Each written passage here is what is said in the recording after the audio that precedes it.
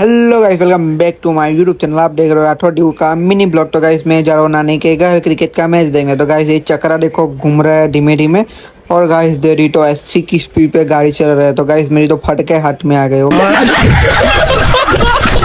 Okay, तो guys हम चले सीएनजी पुराना, सीएनजी खत्म हुआ, पूरा गाइस सीएनजी। फिर पहुंचा नानी के घर, वहाँ पे सब क्रिकेट की प्रैक्टिस कर रहे हो गाइस, देख सकते हो आप लोग।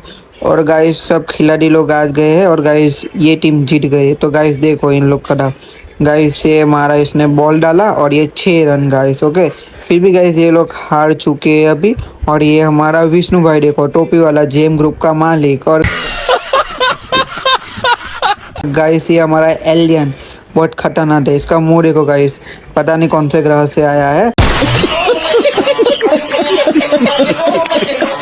और गाइस ये एलियन की भाषा ही समझ में नहीं आ रही है। गाइस देखो कितना खतरनाक एलियन है। और गाइस दूसरी टीम आ गए, हम चले घर पे। घर पे आने के बाद ये बच्ची देखो, नोबिता